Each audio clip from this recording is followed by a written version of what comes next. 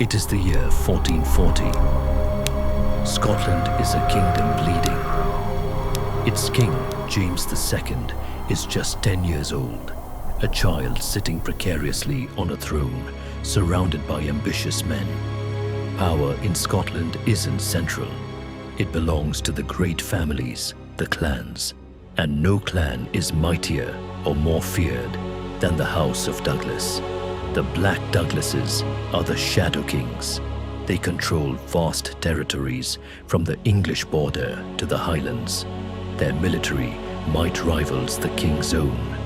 To the men advising the child king, the Douglases are a threat that cannot be reasoned with. They must be eliminated. The architect of the plan is Sir William Crichton, the Chancellor of Scotland. His target is not a seasoned warrior, but the newly named 6th Earl of Douglas, William, a boy of just 16 years old. Crichton knows he cannot defeat the Douglases on the battlefield. Instead, he hatches a plan that would violate the oldest, most sacred rule of Scottish society, the laws of hospitality. In November 1440, a royal messenger arrives at the Douglas stronghold.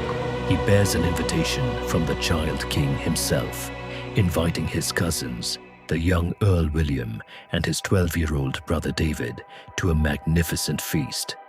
The venue, Edinburgh Castle.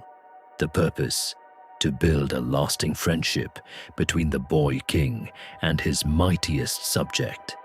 Despite warnings from his family's elders, the young Earl is eager. He accepts. He sees it as his formal acceptance into the highest court of the land. He and his little brother set off, arriving at the base of the castle rock on November 24th. Crichton welcomes them warmly. The boys are treated as princes. The 10-year-old King James is delighted to have companions his own age.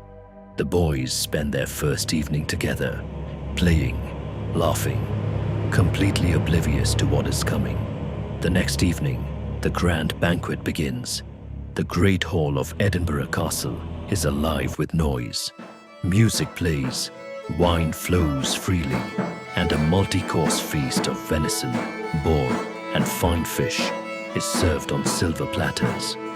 Crichton is charming. The three boys, the king and the two Douglases, sit together at the head table. To any observer, it looks like the start of a new, peaceful era for Scotland. But as the hours pass, the mood begins to shift. Crichton stands. He signals for the entertainment. The server is carrying a single silver platter. He places it on the table, directly in front of the 16-year-old Earl William Douglas. Underneath, there is no food. It is the severed head of a black bull. In 15th century Scotland, this was the ultimate, unmistakable symbol. It was the traditional sign that you were about to be murdered. A gasp rips through the hall. The young Douglases realize, in an instant, that the castle walls are not protection. They are a cage. This was never a feast. It was an ambush. The hall erupts in chaos. Guards, who moments before had been serving wine, now draw their swords. They rush the main table. The child king, James, realizing what is happening, collapses in tears. He begs his chancellor, "Please, do not hurt my cousins." Crichton ignores him. He snaps, "It is better that they die than Scotland fall." Young Earl William and his little brother David are dragged from their seats. They have no weapons. Their small retinue of guards has already been neutralized. They are hauled out of the great hall, away from the feast, and down into the darkness of the castle's courtyard. There, amidst the cobblestones, the 16-year-old Earl William and his 12-year-old brother David were given a mock trial for treason. Their fate was predetermined. They were led to the block and beheaded. The feast in the great hall continued.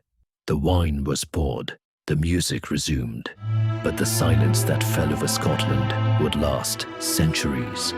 This act, known forever as the Black Dinner, achieved its goal.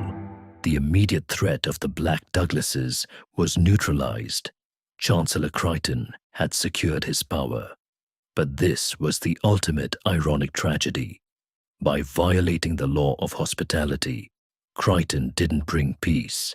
Instead, he broke the moral code of the nation. The remaining Douglases would never forgive this betrayal.